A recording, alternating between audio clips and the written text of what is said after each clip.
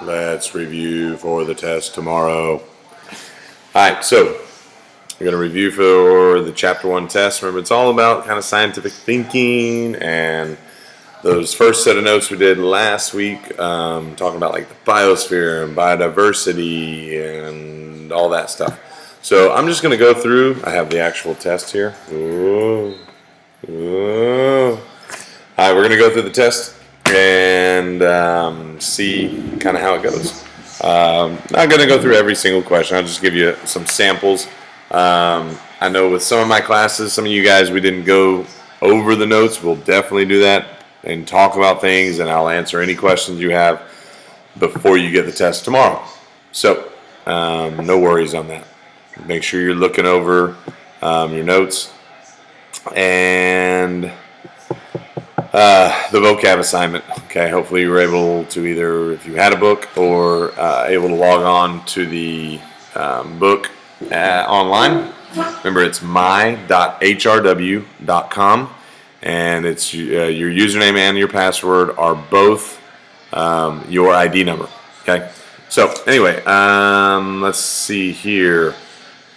Scientists use observations and data to form and test a hypothesis. So, a hypothesis is formed and tested by observations. During an experiment, which factors are observed and measured? Well, remember, you got to know the difference between a dependent variable and an independent variable. Remember, the independent variables are the things that you manipulate, that you change on purpose. So in class or tomorrow, if you haven't heard this story yet, remember how we said like a red light, a blue light, and a green light, and then plants growing underneath each light. The red light, blue light, and green light would be your independent variable, your manipulated variable. Okay, the height of the plant would be the dependent variable. What? Look both ways before you cross the street. Okay. Sorry, kids. Anyway, so the dependent variable, again, think about the name itself. The dependent variable depends on the independent. Depends on what you're doing. You'll notice there's lots of distractions with these videos. So dogs barking now. They want to go outside. So we'll let them outside. All right. And back to it. So that question again, let me kind of restate the question. You've got, during an experiment, which factors are observed and measured? So that's going to be the dependent variable. Again, it's what you're wanting to see happen in the experiment. Which stage of scientific thinking are scientists most likely to consider the data and conclusions of other scientists to propose new experiments? That's going to be probably during the analyzing data part.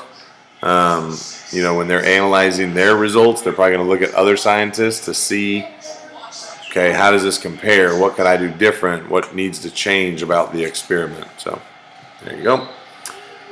Which phrase best describes scientific theories? Remember, remember how we did the activity with checks.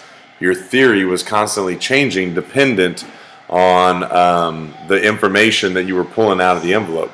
So that was what that activity was all about, to simulate how theories change. Remember, we even talked about, over the last 30 years, if heart surgeons 30 years ago had said, we're done, heart surgery is as far as it can go, we wouldn't be where we are today. So things are always changing in science, and that includes theories. Various parts of Earth's biosphere are connected, and are they all really similar, or are they all diverse? Hopefully you can answer that one.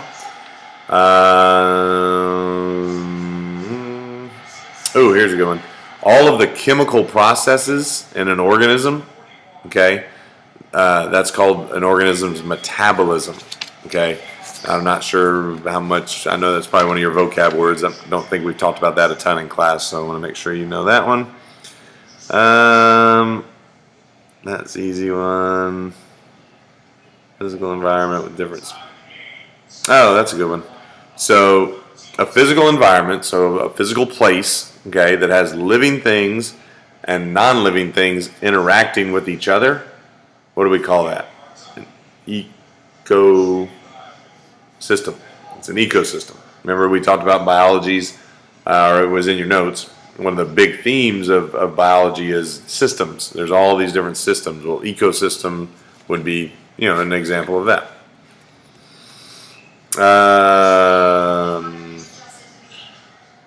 The study and manipulation of DNA on a molecular level.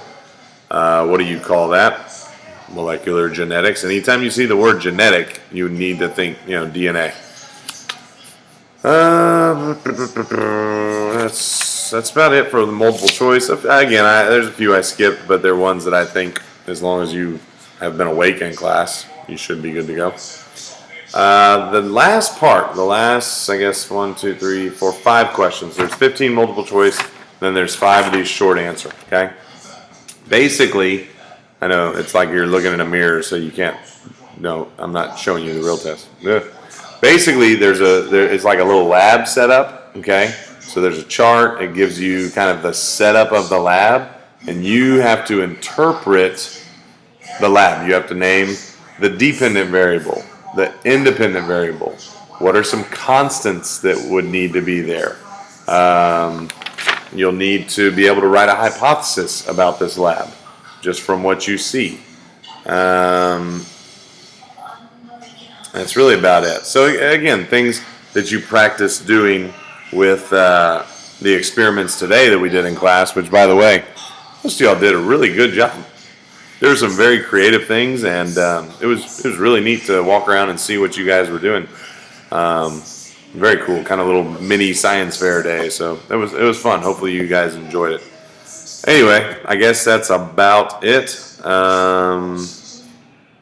I guess I'll check Edmodo. If you have any questions, specific things that come up, let me know, and I'll help out as best I can. Hope you guys have a great night, and get ready for Friday. Woohoo, 3-day weekend coming up.